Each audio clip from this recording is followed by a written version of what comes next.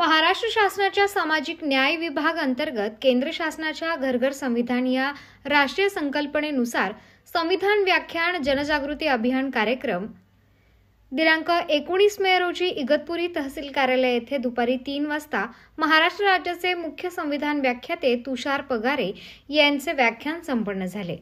समवेत जयश्री बोराळे संविधान मंच सदस्य, राहुल सोनवणे संविधान मंच सदस्य यांचेही प्रस्तावना तथा व्याख्यान संपन्न झाले। आज महाराष्ट्र राज्यातील 1200वा ऐतिहासिक असा सर्वधर्म सहिष्णुता, बंधुता, समता, सामाजिक ऐक्य, सर्व संत महापुरुष यांच्या जीवनावरील प्रखर विचार आज संविधान व्याख्यानातून तुषार पगारे सर यांनी सर्व अधिकारी कर्मचारी यांच्यासमोर व्यक्त केला। या प्रसंगी तहसीलदार अभिजित बावरकर, निवासी नायब तहसीलदार धनंजय लचके, अनिल मालुंजकर, प्रशासकीय नायब तहसीलदार यांच्या उपस्थितीमध्ये सदर कार्यक्रम संपन्न झाला। महाराष्ट्र 7/12 न्यूजसाठी नवनाथ जिरे प्रतिनिधी। अखंड विश्वामध्ये भारतीय संविधान असेल, तुम्ही आता घेणारा श्वास असेल, तुमचं अभिव्यक्ती स्वातंत्र्य असेल, वैचारिक स्वातंत्र्य असेल, धार्मिक स्वातंत्र्य असेल, हे तुम्हाला सहजासहजी मिळालं नाही। ते मी असो की तुम्ही असो, कारण आमची मानवी वृत्ती आहे, आम्हाला ज्या सहजासहजी गोष्टी मिळाल्या ना याचं महत्व नाहीये। 1950 पूर्वी जर आम्ही गेलो तर ते आम्हाला अभ्यासावं लागेल, ते दाखले का द्यावे लागतील, कारण आज आम्हाला त्यावेळची दाहकता आणि आज आम्हाला संविधानाने दिलेलं स्वातंत्र्य, एक माणूस म्हणून जगण्याचा अधिकार हा इतर दिलेला भारतीय संविधान। एक छोटंसं ज्वलंत उदाहरण जर पाहिलं, तुम्हाला सर्वांचं विश्ववंदनीय प्रभू श्रीरामचंद्र, प्रभू श्री रामचंद्रांच्या अयोध्येचा निकाल ज्या सुप्रीम कोर्टाच्या तत्कालीन चीफ जस्टिस चंद्रचूड साहेब यांनी दिला। भारताचे लोक, भारताचे एक सार्वभौम, समाजवादी निरपेक्ष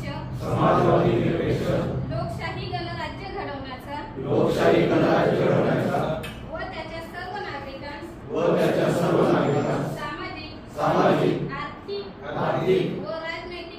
व राजनैतिक न्याय, विचार, अभिव्यक्ती, विश्वास, श्रद्धा व उपासना यांचे स्वातंत्र्य, दर्जाची व संधीची समानता निश्चितपणे प्राप्त करून देण्याचा आणि त्या सर्वांमध्ये व्यक्तीची प्रतिष्ठा व राष्ट्राची एकता आणि एकात्मता यांचे आश्वासन देणारी बंधुता प्रवर्धित करण्याचा संकल्पपूर्वक निर्धार करून आमच्या संविधान सभेत आज दिनांक 26 नोव्हेंबर 1949 रोजी